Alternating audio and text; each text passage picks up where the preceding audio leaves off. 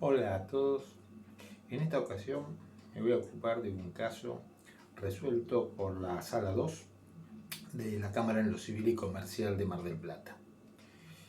Se trata de un caso de daños y perjuicios donde se demanda al propietario de un establecimiento educativo por los daños causados a una menor como consecuencia del bullying eh, realizado por sus compañeros durante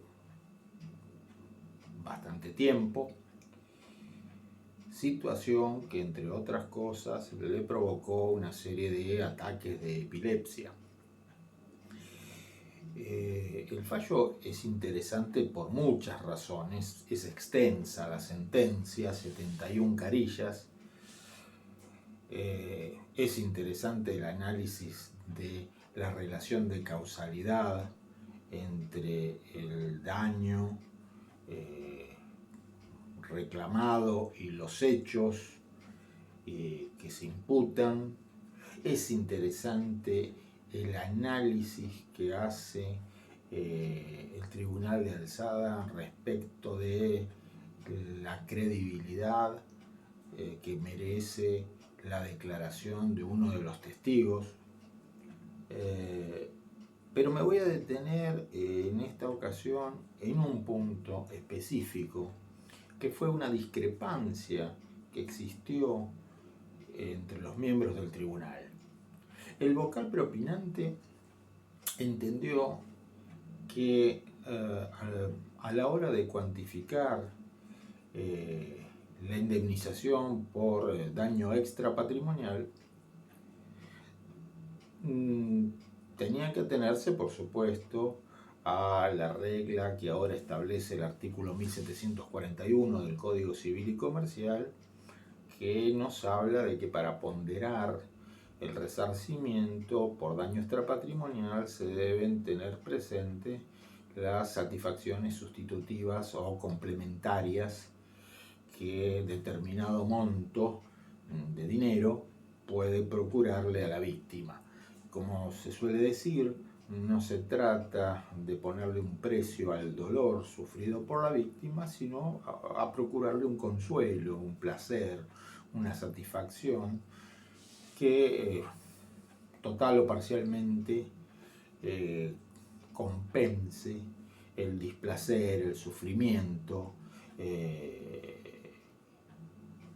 producido y que llevó lugar al juicio. El juez de preopinante, el doctor Monterisi, entendió que la obligación de resarcir el daño moral es una obligación de valor. Por lo general, la doctrina y la jurisprudencia entiende que la obligación resarcitoria en general es una obligación de valor, no una obligación de dar dinero, sino una obligación de valor expresada en dinero. Por supuesto, se va a entregar dinero, sí, pero lo que se debe es un valor que se expresará en una suma de dinero, en una suma de moneda nacional. Entonces se entendió que la satisfacción sustitutiva podía valuarse por, valga la redundancia, el valor de un automotor último modelo de determinada marca. Por supuesto, no quiere decir que vaya a tener que utilizar ese dinero la víctima para comprar ese auto. Es simplemente un criterio para justificar el por qué se va a otorgar determinada suma de dinero, en lugar de hacerlo a ojo de buen cubero, es decir, 3 millones, 2 millones, 500 mil pesos. El tema es que, siendo una obligación de valor, se aplica el artículo 772 del Código Civil y Comercial. El vocal del preopinante, el doctor Monterisi, entendió que ¿cuándo se va a tener que pasar esa obligación de valor a dinero? ¿Cuándo se va a cuantificar? ¿Cuál es el momento?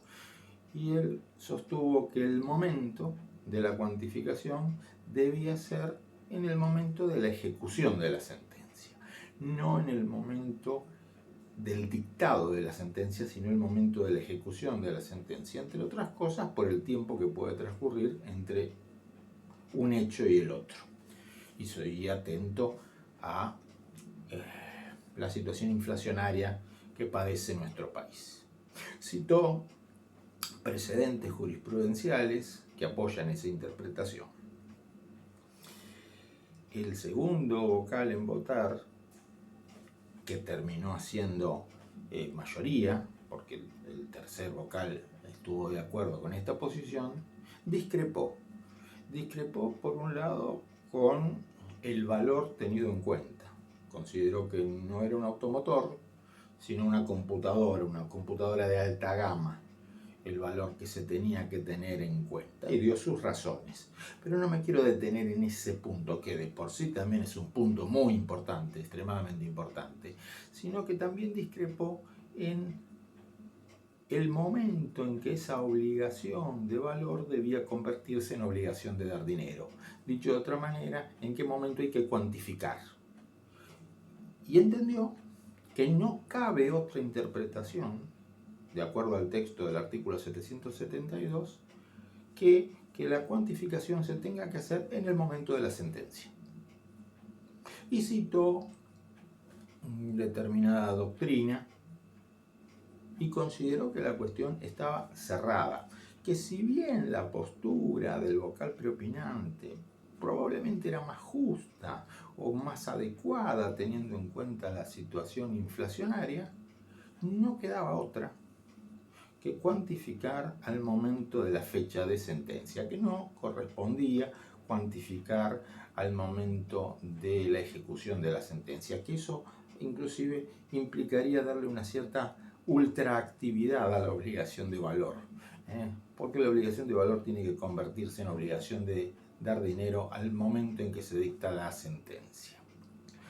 En mi opinión, el artículo 772 no lleva a esa conclusión. Por lo menos no lleva a esa conclusión de manera inequívoca. Sí podemos decir que el artículo 772 tiene una redacción no del todo precisa. Sí podemos decir que se pueden dar varias interpretaciones, de eso no cabe duda, pero el artículo 772 lo único que dice es que el monto resultante de esa obligación de valor debe referirse al valor real, muy importante, valor real. El monto en dinero tiene que corresponderse al valor real de esa cosa que se utilizaba para valorar justamente. El monto resultante debe referirse al valor real al momento que corresponda tomar en cuenta para la evaluación de la deuda. Valor real al momento que corresponda tomar en cuenta para la evaluación de la deuda. No habla de fecha de sentencia, obviamente, no habla de ejecución de sentencia ni nada por el estilo. Dice que el valor real tiene que corresponder al momento de la evaluación de la deuda. ¿Y cuál es el momento de la evaluación de la deuda? ¿Qué quiere decir con evaluación de la deuda? ¿Se refiere a la liquidación? ¿Se refiere a la cuantificación? ¿Se refiere a la determinación del daño? Las interpretaciones pueden ser varias. Evaluar es calcular, entre otras acepciones. Así que tranquilamente el momento de la evaluación de la deuda podría ser el momento de la liquidación, y la liquidación se puede tener lugar en la etapa de ejecución de sentencia, porque se trata de una obligación de valor, justamente. Se trata de una obligación de valor. Por ende,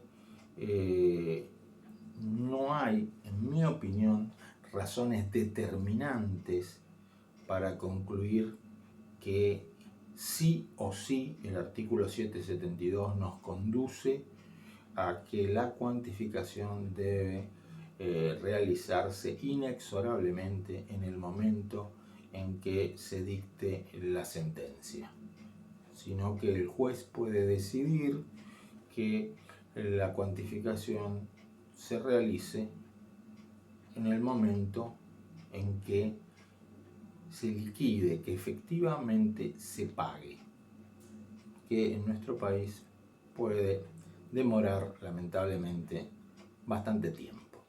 El tema es muy interesante, recomiendo la lectura extensa del fallo, o inextenso para decirlo correctamente, porque esta es solo una de las cuestiones interesantes, muy interesantes que tiene.